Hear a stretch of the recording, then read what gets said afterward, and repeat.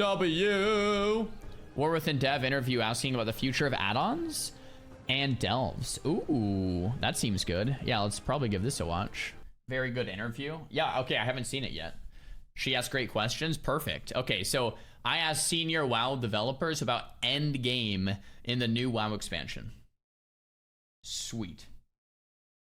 Sweet, sweet, sweet. But based on the Reddit post, she talks about add-ons in WoW, which is such a hot topic. I'm assuming he's gonna say they're here to stay. And then delves, which I feel like I'm pretty optimistic about delves.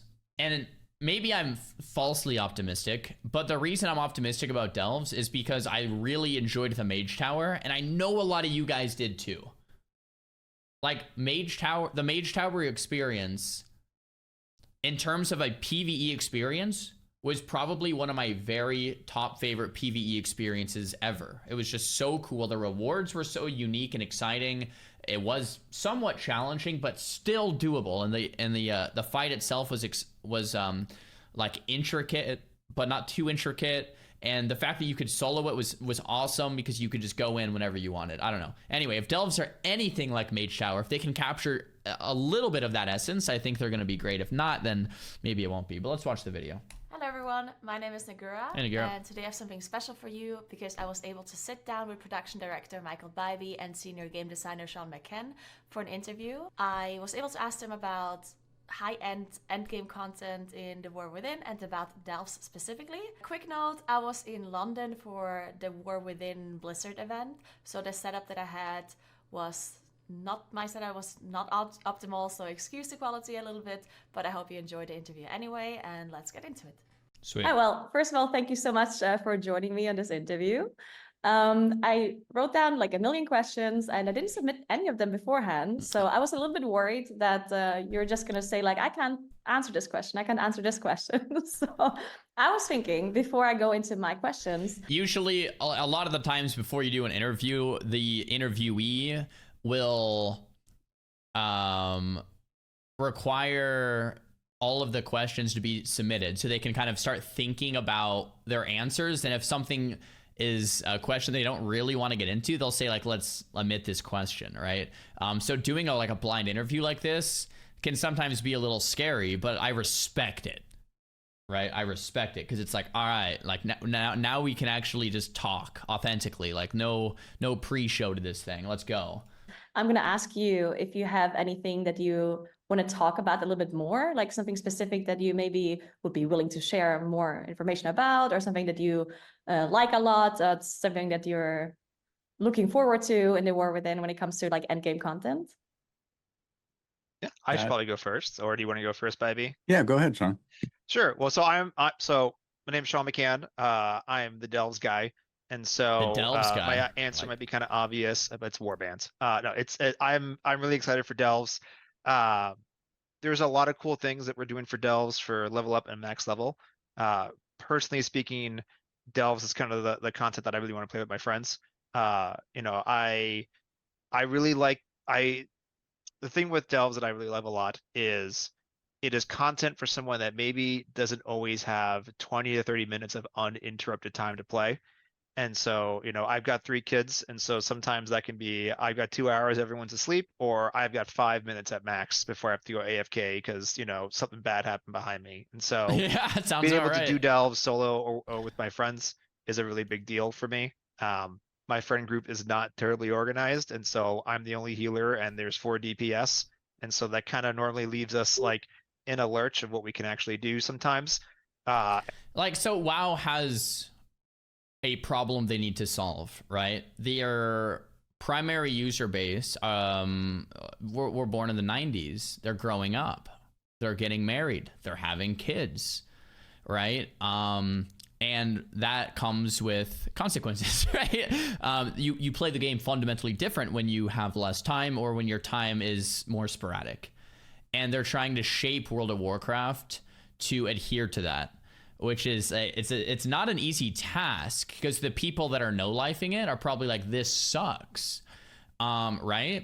And because I've been there too, and it's like, well, why are you catering to this audience? But I think what they're trying to do is solving a pretty complicated issue. Is like, let's make the game playable for people that have fragments of time to play the game but still want to. And like, this might be one of the ways they can actually do it. Like, okay, I don't have time to really commit to a raiding guild, and Mythic Pluses are even difficult to, you know, by the time you get the group and get there, and like, you know, to time a key in this amount of time, whatever. It's like with a delve, it's on your schedule now, on your clock. So I guess I respect that. I have my hesitations with it as well, which I've talked about in depth, but you know, in terms of straying further away from an old school MMO approach, just a quick TLDR of needing other players to progress through the game, forcing social interactions so that you actually develop meaningful interactions with players over time.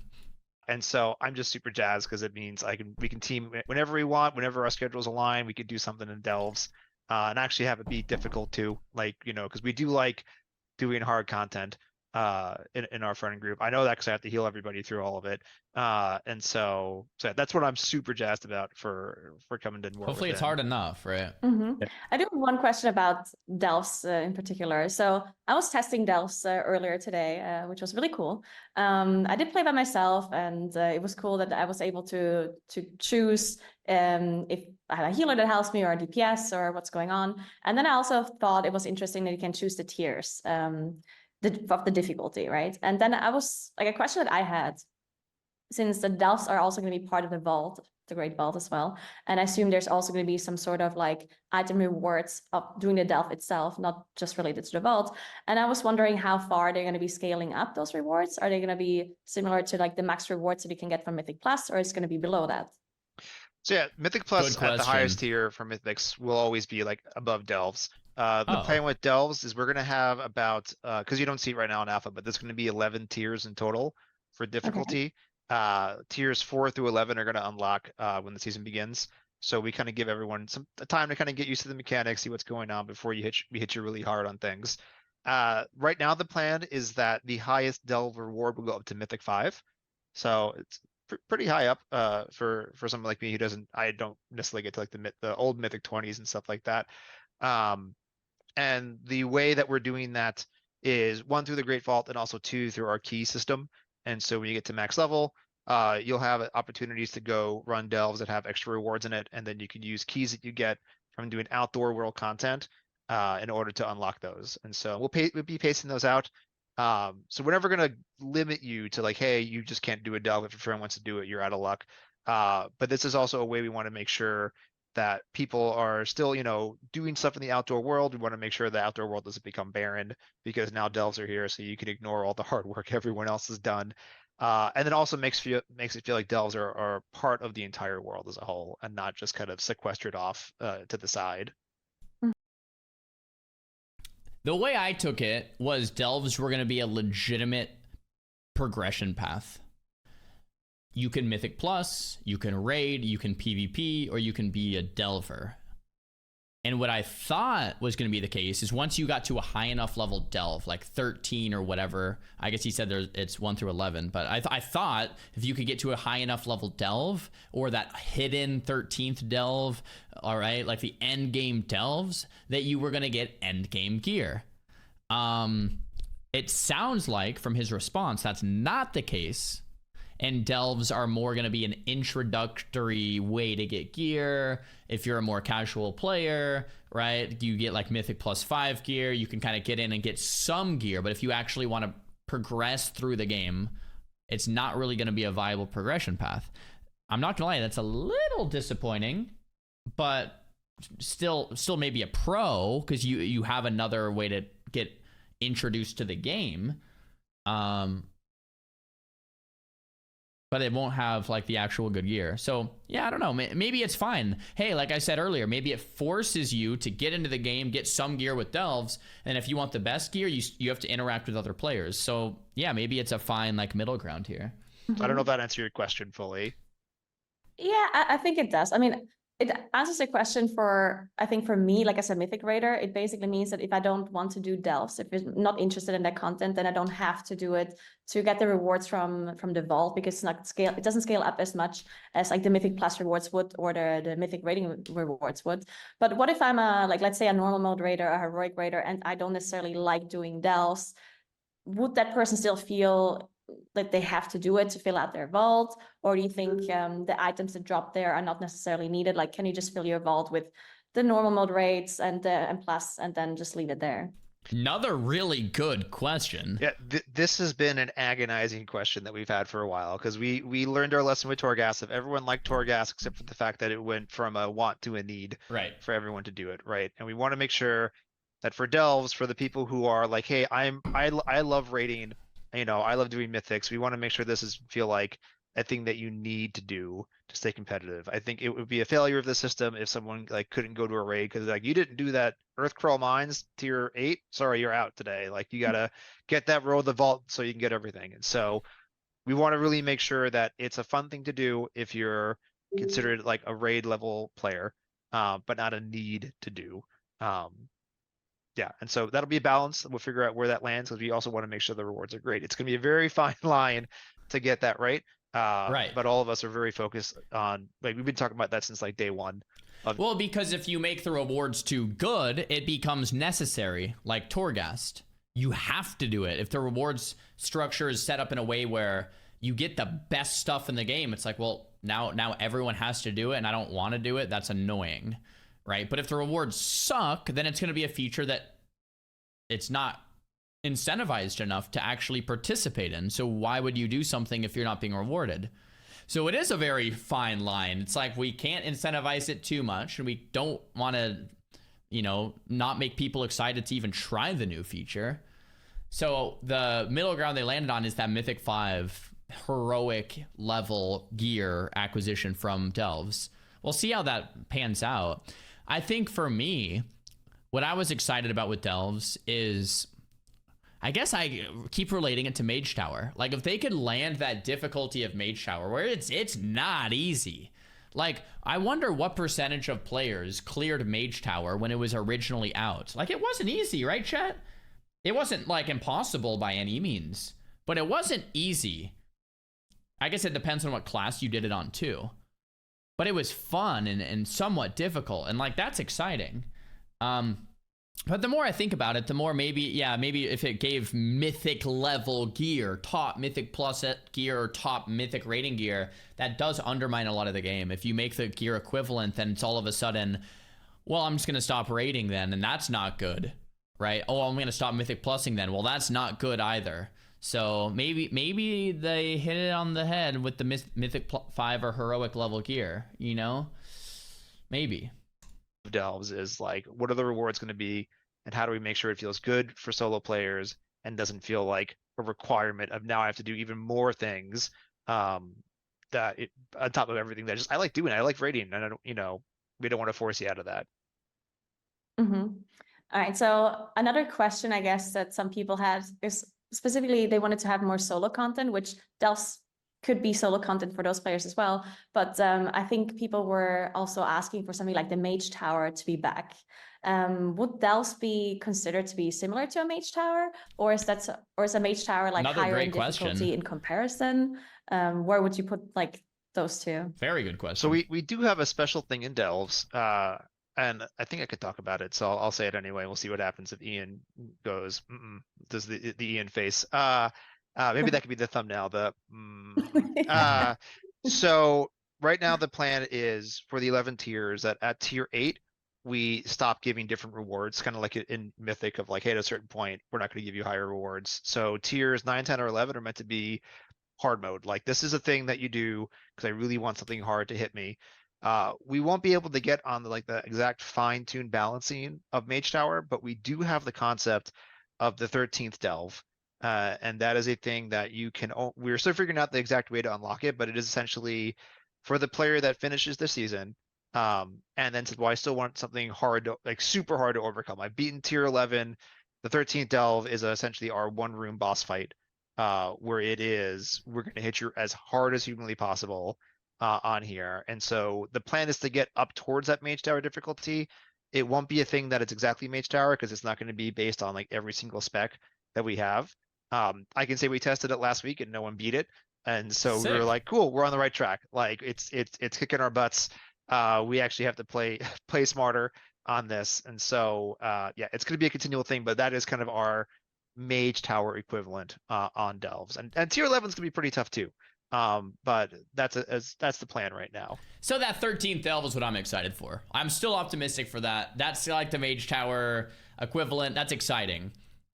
My question is, like, I wonder if that should give at least a singular better reward. Maybe, I don't know if it's that difficult, or maybe just cosmetics. Maybe similar to the mage tower, you incentivize it through cosmetics, right? Like something really cool in terms of a transmog or a mount or something like that. Because if there's no carrot on the stick, it's like, even if it's fun, it's like you need something, right? That'd be cool. That'd be cool. I mean, man, that mage tower, I'm a broken record, but Jesus, it's fun. All right. Well, that sounds really cool. Okay, that is definitely something that I'm going to be checking out then as well. All right. So I did have one more question about Mythic Plus in general, if you guys want to talk about that as well. So I was wondering if you have planned any major changes when it comes to affixes in Mythic Plus in the War Within, and specifically also if seasonal affixes are something that you consider bringing back, because people have been talking about it a lot, that they're missing the seasonal affix. I know that the purpose of the seasonal affix is kind of gone now with the new rotation of the dungeons, but people are still like wanting something like that back. So is that something you consider? Yeah, I think what we can say is the team is talking about it right now. I don't think they're ready and final enough with it where we're ready to actually talk about the specifics around the affix, et cetera. But I know that it's something the team talks about all the time. The seasonal affixes are great because they add a lot of variety. They also are challenging to balance over time, and it makes some seasons more difficult or more challenging, or maybe for some players not as interesting. And so there's been pros and cons on that, but it's something the team's talking about, and we will be talking about that soon, but unfortunately not today. Okay. All right. Okay, then I have another question about I'm just gonna go all over the place here, okay, if that's fine. So I'm gonna talk about defensive. So almost every spec now, since the talent system was reworked, I feel like a lot of classes and specs got very powerful defensives, active and also passives, and it seems like it resulted in most mythic content dealing lethal damage unless everyone presses their defensives that they have available to them, which created this kind of dynamic where healing is much less about healing, but it's more about the players being at or close to 100% health at all times and pressing the defenses based on their big wigs or DBM timers, just counting them down, saying, press this now. And is that something that in the War Within is something that you consider changing, or are you happy with how it is right now? That was another great question. The reason that's a good question from my perspective as a PvPer is because the very same thing is true in arenas. In arenas, it's not about healing, right? Or it's not about, like reacting. Oh, I'm low HP, let me ice block, right? And that might sound like that's what you do, but that's really not. It's more, I'm getting an alert that a mage pressed combustion. I need to use alter time now, or I'm going to die in like the next 2 seconds, right? I'm getting an alert that a warrior is popping offensives or a hunter's popping offensives. I'm getting aim shot because I got an alert from my weak auras. I need to line of sight now, or I'm gonna die now, right? Like you won't even have time to press ice block because you're going to die that fast. And it sounds like Mythic Plus is a similar issue, if you want to call it an issue, where it's not like you're healing or not like you're reacting. Like the game isn't really reactive anymore. It's proactive, right? It's proactive. It's like if you're not aware about what's going to happen and you let it happen, like it's too late. You're dead, right? And that's, I think, one of the difficulties for a learning curve for a new player, like the new player experience, because you don't know what's going to happen, and then you just die, and then it feels like you want to quit because you just died instantly, and you're like, well, what was that, right? Specifically with arena, I don't know if the same is true in Mythic Plus, but it sounds like Nagura is making the case that it is, right? I wouldn't say we're happy. And just because I didn't say it earlier, quick introduction. So Michael Bybee, production director on World of Warcraft, I rejoined the team last summer after we worked on, I was on Diablo 4 for a little while, and then I used to be on the team. I shipped Legion, Battle for Azeroth, and worked on Shadowlands before I moved over to Diablo 4. And to answer your question more specifically, that I don't think we're really happy with it because of all the things that you just mentioned, right? This is a sort of an ongoing challenge for the game and for balance and tuning. Neither Sean or I are on the class or encounters team and can't really talk about a lot of the specifics, but what I can say is like, this is a thing that the team is talking about all the time. Specifically though, the issue where, you know, when you're running high-end content, especially, and the encounters essentially respond to the fact that, you know, very talented players like yourself are increasingly using I mean, it's not even increasingly, it's just a fact of life is you have to use add-ons. You have to use a lot of like weak Rs and other things to be able to offload some of the cognitive load of being able to do the encounter, which means that the design team knows that you're doing that. So then we have to make things more challenging, which then means that add-on authors and add-on, you know, the way that you use add-ons sort of escalates, and it does this thing where it gets harder, so that we have to use more add-ons, et cetera, to continue to manage that. And that's a thing that doesn't end in fun experience for a lot of players. But it's also really challenging to adjust because, you know, a lot of people really like that, and our encounters have changed over time to, you know, accommodate that. We talk about Good the answer. defensives problem and the like, well, just don't get hit. And then, you know, true. I was running a Resto Druid in Mythic Plus in this season 3 for Dragonflight. And, you know, I spent most of my time in cat form, frankly, because if you're doing content right and you're interrupting right and you're doing AoE CCs, et cetera, I don't need to heal because people are mostly healing themselves. They're mostly using their defensives. If we're doing it right, you're not really getting a lot of damage. And I wasn't having to heal quite a lot. And I actually found that to be kind of an interesting experience, but not the core of what I think that experience is meant to be. Right. So it's a long-winded way of saying that this is something the team talks about all the time. For specifically rolling out the encounters for the War Within's first raids and Mythic Plus dungeons, I don't think you're going to see like major changes to those structures. What you're going to see is iterative developments, but in the longer term, it's something that we want to address directly. That's a good answer, right? It's a problem with add-ons, but like I think the follow-up is going to be an add-on question, so that'll be really good. But it's a problem with players being so aware. No players are messing up at all. So if you mess up, the punishment has to be more harsh, right? Because that's how you scale difficulty. And it's gotten to the point where it's if you don't have the punishment for messing up a mechanic one-shot you, and it only takes you to 50% life, then players that are really good will like never die. Like players that are really good only really die if you mess up a one-shot mechanic, then you die in one shot. It's like, oh crap, right? So yeah, it is an issue. It's the same issue in arenas. It's actually pretty cool. Yeah, very, very nuanced, but hopefully, I mean, what's the answer? A lot of people say the answer is to remove add-ons altogether so they can make the game more classic, right, old school, where things don't one-shot you as much, but your awareness is a lot worse, so you get hit by these things more, and the whole game is kind of just, you know, built different. Let's see if she asks about add-ons. Cool. Yeah, it's something that you mentioned as well, that's in M+, if everyone plays correctly, you don't feel like you have to heal that much. Something that I noticed as well is that because that is true, if you play in a group where everyone does play well, then the person that is the least like useful seems to be the healer, and then they have to be the ones that take out all of these jobs, like dealing with affixes and doing all of these jobs. Does that mean it's really not the healer's fault ever if someone dies? Maybe we've been blaming healers the whole time and it's not even their fault, chat. No one wants to do, which makes the healer role something that does all of these jobs that is not really healing, which makes I hate doing dungeons sometimes.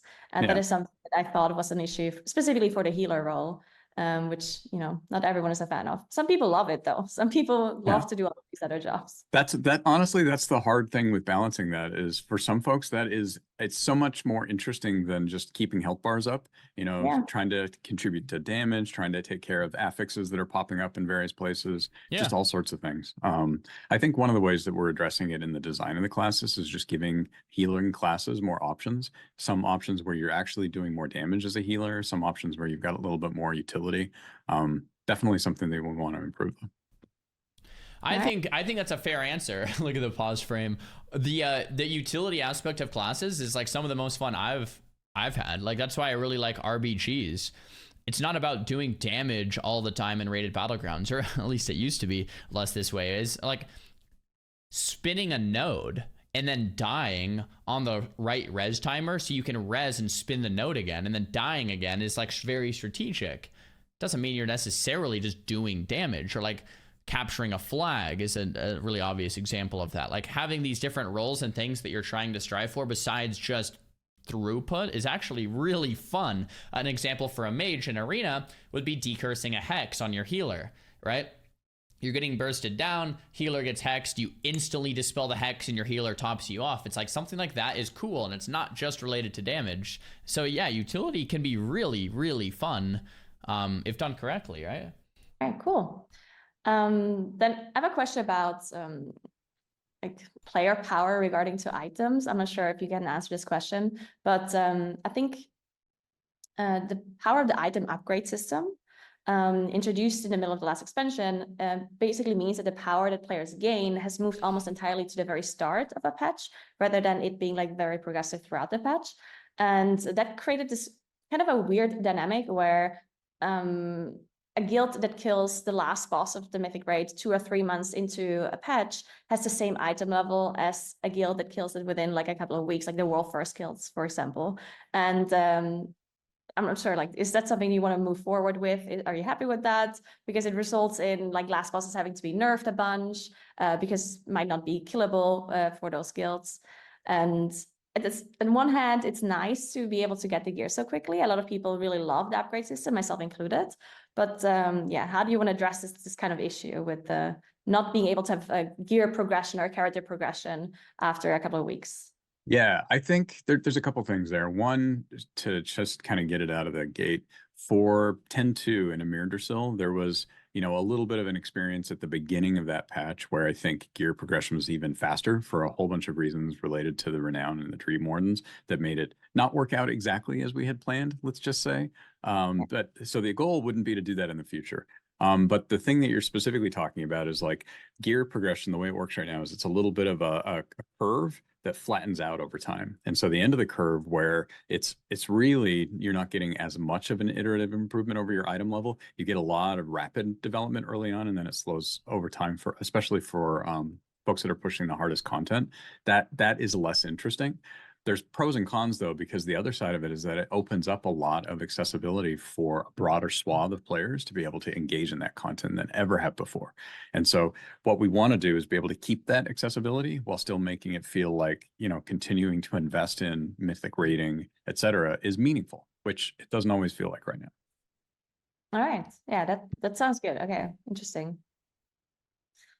All right, then I have one more question about the hero talents. So the hero talents seem super powerful if one talent is really powerful for one spec, but for the other spec that shares the hero talent tree, it might be underwhelming. Are you willing to maybe balance numbers specifically for one spec, or are you only willing to change a talent for both specs simultaneously? I think the answer to the question is we're going to do what feels the most right for the most players, right? Which means that in some cases, we may end up having to tune a particular hero talent tree to work for the spec. Like if 80% of players are playing it in one specific spec, I could see us making adjustments to make it work a little bit more. But that's not the goal. The goal is to make it feel like you actually have choices. That's always challenging in a game like ours when you've got tons and tons of players and especially pushing high-end content. But the goal is that it feels like you actually have a choice. And so that gets really tough because in 2024, you have these darn streamers and YouTubers and WoW headers and forum posters that that iterate everything to the nth degree. And if you have like a 1% increase in DPS with one spec over another spec, then everyone feels like they're forced to play the spec that performs 1% better. And it's like, well, no one's forcing you, but it's like, well, yeah, but I want to perform the best I can. And it's like, well, the other spec's only 1% worse, but it's like, yeah, but I want to be 1% better. You know what I mean? And that's tricky. You know, if 80% of players are playing one spec because it's like a couple percent better because that's the best spec, you know, ban streamers. Well, it's not specifically just streamers, but it's like the internet at large. It's globalization. It's information being spread more easily. Like 10 years ago, this wasn't as much of an issue. 15 years ago, it wasn't an issue at all. But now it's like, okay, yeah, if you're gaming, people want you to perform, and if you know there's a better spec, it's like, well, like I feel like I have to then play it. I just think that when it gets to the most high-end content, we're going to be forced to make the choice that, you know, makes this work out the best for the most players that are using it in a particular way. Mm-hmm. And we'll continue to take feedback and iterate on that. And I think it's going to be interesting. I think where we end up with that system is going to be very different from where we started. You know, I like this but guy. I'm personally very excited. I think the fantasy of the hero talent system is one of the most exciting pieces of it. Just making like I don't know if you got a chance to check out the Void Weaver Priest that's on the alpha, but the ability that we're adding for, you know, Shadow Priests is, I think, really, really cool. Shadow Priests have access to a totally different talent tree that we haven't shared yet, but the Void Weaver one, I think, is the one that lines up most directly with the Shadow Priest fantasy. And the idea that you're just opening a portal to the void that sort of sucks in all of the enemies around, I think is a really cool idea. And frankly, right now it feels pretty overpowered. Unfortunately, did not get to check that out yet, but I did see some of the other hero talents, and I love the animations and how it like how those two specs come. I said I like this guy. Someone in the chat says this guy has no clue what he's talking about. TBH, no clue what he's doing. This guy seems like he knows exactly what he's doing. Maybe he still makes mistakes and he has hard problems to solve because WoW is kind of dug itself into a corner. And there's tricky things to work out, but it seems like he's intelligently trying to unpack these decisions, and right, like I kind of like this guy. I mean, doesn't mean he's making all the right choices and whatever, but it seems like he has a firm grasp of what's actually going on here. Let's go back just a second. Hero talents, and I love the animations and how it like how those two specs come together and how everything looks. I think it's going to be really cool, and a lot of people are going to be super excited about that. So yeah, I'm super interested to see what you have for all of the hero talents. So I'm excited to test it all on beta or an alpha. All right, so I have one more question. I'm not sure if you guys even remember this. So a long time ago, Ian had an interview with somebody, and he specifically talked about the UI. This was before Dragonflight even came out. And he was saying that you're working on UI reworks and doing a lot of changes there. And he said that the resource bar that is in the middle of your screen, that the team wants to iterate on that one in the future, so you can customize it a bit more. So specifically to replace some of the weak auras maybe. So let's say if you're a tank and you get pain suppression, that you would be able to add that to your resource bar if you would want to do so, or if you're a damage dealer to see power infusion or something like that. Is that something that is still being worked on, or is it something you can talk about? Can't talk about it, but still being worked on. That's the best way to answer that. The key is, like, we absolutely want to make that work out for players. But weak auras is incredibly powerful. And so I don't think it's probably unlikely that you're going to see the entire weak aura system, you know, totally replicated in the WoW UI, but finding ways to make it more, you know, make certain actions work out better in the base WoW UI, I think is definitely the goal.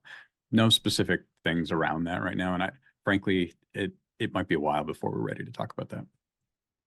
Okay. All right. Anything else you would want to talk about that, again, you're maybe really interested in the War Within, or something that you worked on, something that you can share more information about? Ivy's usually the one telling us get it done faster. I'm more boots on the ground. Yeah, I mean, for me, I'm, you know, it's been delves for a very long time.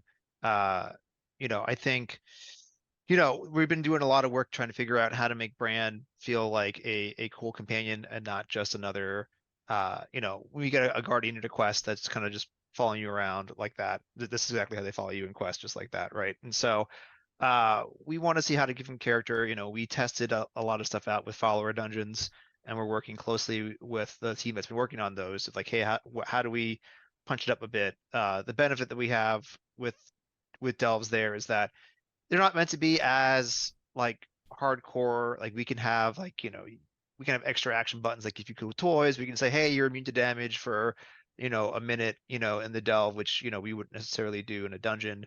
And so like what are some fun things we can do with Bran? Like I thought people wouldn't know it, but in one of the other interviews we did, everyone was like, oh, we saw that already. So I was like, well, that's touche. If you go AFK for a little bit, Bran will find a wall to just lean against while he's waiting for you. And so that's kind of cool. We're excited about a lot of those little things that maybe people will never see, but it's there, and that people can kind of talk about, oh, did you know Bran does X, Y, and Z if you do the following things.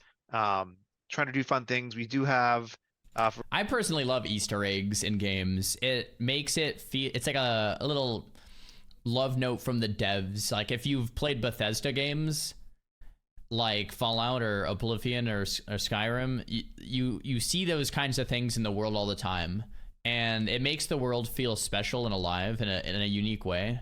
And it's because you are gonna miss those things like 99% of the time, and most of the time you'll walk right by it. But when you actually see it, you're like, oh, they put a little extra effort there, and that's cool, like the Guzu hole, right? You see it and you're just like, oh, that's cool. Makes you smile for a second, and it, touches your heart for a second. You're like, oh, cool. All right, let's keep playing the game. But enough of those instances add up, and all of a sudden you have a much different gaming experience. It makes you think back on it years later, like, oh yeah, that was a special experience, not a dull and non-unique one, right? For a spoiler, we do have an underwater delve that we're excited about. We thought no one would like it when we tested it internally, but we made it so you can't swim. So there is just kind of normal movement when you're moving around. And we tried it out, and people were like, this is a lot of fun. And I was like, thank goodness, because I was out of ideas if we didn't like this one for this particular delve. So that's one that we're really excited about because it's super weird, and it works with the breath bar. There's bubbles. We found that we can kind of tell how old somebody is based on the underwater trauma they have from a video game, of when someone goes, oh, this reminds me of that video game. Like, oh, I see what generation you're in now, of like which game caused you the most anxiety for underwater gameplay. But yeah, so for me, there's a lot of interesting things that are coming up with delves that we haven't seen yet. There's all the different scenarios that we have. And so like with the Earthcrow mines, you saw like rescuing a bunch of earthen on a minecart. The plan is at max level, that'll randomize a bit. And so kind of like World Quest, where when you go in tomorrow, the earthen aren't there anymore, but now there's an Arathi that's come up from Hallowfall that says, here's a torch, burn everything you see. And so now those webs that you had to avoid before, it's actually just go straight into them with that flamethrower, take it all apart. But now there's some new mobs that will spawn webbing, and so you have to kind of dynamically deal with that. And so that kind of changing gameplay I'm really excited about, that we might not necessarily see right now, but it is something that we're working on like in the background to get a lot of variety into the delves. Okay, yeah, that is very cool. Because I only managed to test delves solo. I didn't do any group testing. You can go with 4 people max, right? Or was it 5? Full team of 5. Team of 5, okay. But Bran always is with you, even if you're with 5 people, right? Yep, he can always be there. Okay. So one thing I was wondering about as well, since you just talked about earlier about that you can have higher tiers that are going to be actually challenging and more difficult, and that the rewards don't scale up higher, and you really should want to do that if you're seeking the challenge. How are you dealing with the scaling difficulty, like between, let's say I'm doing it by myself versus a full group? That is something that we've seen some issues with, like in heroic raids, for example, where it seemed to be always easier if you have a certain amount of players. Like, oh, we need to do this with like 13 players exactly, otherwise it's really hard or it's really easy. Oh, interesting. Is that something that you struggle with delves as well with tuning, or do you figure out a proper strategy to deal with that? Yeah, there's definitely not a designer sweating right now and going, oh my gosh, how are we going to do this? We are taking the same system that we had in Torghast, because Torghast under the hood had a lot of that scaling that we could do for the group size and also per role, per class, and per spec. And so the idea is looking at. I have such a knee-jerk response to Torghast of just like a bad taste in my mouth, despite some of the functionalities were probably pretty good or worked really well. Like this one underlying functionality might be fine, but when I hear the word Torghast, I'm just like, oh no. Oh no, I just get like instantly triggered. Yeah, it's like, wait a minute. No, don't take from that. But like, hey man, maybe it's just fine, right? From like a number crunching way of like, hey, are there classes that are underperforming? How do we balance that out? Are there group sizes that are underperforming? How do we balance that out? And so we're going to do our best to make sure, hey, that feels really great from the data that we have. And just from playing through, like, hey, does it just feel like, I know the data says Shadow Priest is great, but it just feels terrible doing like, so we're going to ignore that and actually just do some things to fix that up. And so it is going to be a balancing act. Hopefully a little easier because we have a much smaller number to balance around. And also that we're not, while we want delves to be hard, we want that curve, right? Because one of the important things, at least like my experience with the game, is that you go from the outdoor world content, which is pretty simple on purpose, and then we get to max level. It's like, hey, where are your add-ons? Know the route, and so delves is meant to be that kind of middle ground of, hey, you can kind of scale up to difficulty and things like that. And so we're never going to be a thing where it's like, hey, you need to be incredibly on the ball to do it. And I think that's where we get the kind of leeway of like, yeah, there's some blood DKs. Yeah, one of our main designers is blood DK, and it's my goal to eventually kill him at one of the tiers. It hasn't happened yet, but we haven't just started testing super hard at like tier 10 or 11. But the goal is there. We have a lot of tools at our disposal, and we will have the data that's looking at that we can look at and go, okay, let's tweak this. Maybe a bit too easy here. So yeah, it'll be an ongoing thing. I'm sure to get it right. Okay, cool. Very interesting. Yeah, I can imagine that being very difficult. Yeah, it'll be a challenge, but I'm sure we've got a lot of resources that we can do to kind of pull it off. Mm-hmm. All right, so one more question about rate buffs. So rate buffs have been added to almost every spec in the game nowadays. And such that in high-end Mythic raid comps, now the majority of the slots are filled by somebody that brings an important raid buff. But then there are some specs like Elemental Shaman, Raster Shaman that bring nothing to the table, and they see almost no play among top guilds, except in tiers where their throughput is much better than a spec that does have a raid buff. Is that something that you want to consider to change in the War Within, or are you happy with the current situation of the raid buffs? Yeah, it's definitely something we're talking about. I am not aware of a specific change that we can share today around that, but I know the class team is talking about that. And based on some of the stuff we were talking about earlier, we don't really like it when it feels like you can't take a class or when you have to take a specific class. Maybe that's okay at the most, top tier difficulty, but the vast majority of people should feel like it's okay to play a shaman and not feel like you're going to get ostracized. And I am planning to play a shaman in this expansion, so I better not be ostracized as a result of that. It's so funny because in classic World of Warcraft, when you look at like an optimal RBG setup, I guess there's no RBGs, but like if you want like an optimal battleground setup in classic WoW, one of the most optimal setups in classic WoW is to kind of bring one of each class. And then maybe like, I think you can take like a second mage or a second rogue or like, whatever, because there's not 10 classes, I think. But one of the reasons it works out that way is because every class brings like either a buff, like a unique buff, or some unique utility, right? That's how it was back in the day. And I feel like we're coming kind of full circle back to that. It's like, well, if this class doesn't bring something unique, then it can just be replaced by someone doing their exact role but better. Right? In classic WoW, we kind of had that a little bit, at least in Battlegrounds. Maybe in PvE, it's a little different. Like you can just class stack warriors, just like bring 50% of the raid as warriors or something, as long as you have most of your buffs covered by other classes, but it's like 40-man raids. Like let's just do a bunch of that. But like the balance was designed around, you know, mages having arcane intellect is actually a pretty big deal for the healers, and like having a priest for stamina and mark of the like these things are kind of a big deal. But once you start homogenizing to the point where it's like, well, let's just replace that for something doing the same exact thing but better, you have an issue. All right. Okay, good. There's one more question I have about the Fated/Awakened season. Is that something that you plan on continuing and adding moving forward in the War Within and further expansions as well?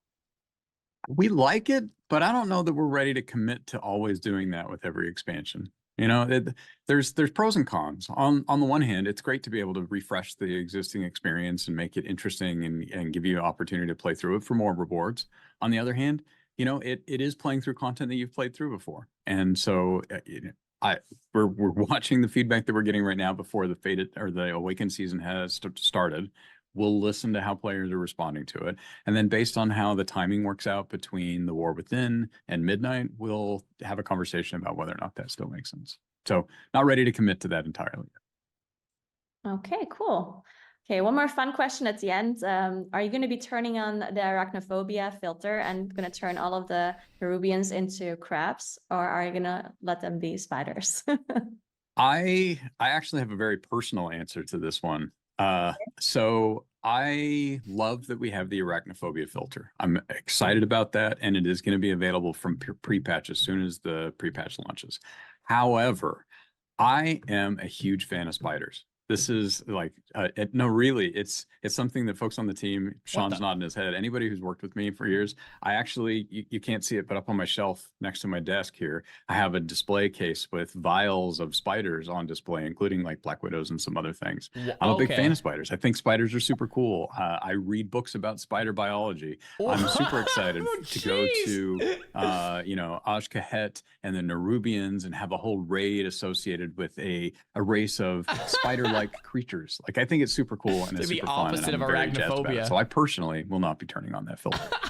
Yeah, it's very unnerving walking into Bybie's office, especially when he has the spider in his hand and going, well, tell me how this is going to be late again, and he kind of just leans the Black Widow closer and closer to your face. I'm in a similar camp. I did the I think some people called it the Nope Cave in Azure Span with a ton of spiders hanging from that. That was me.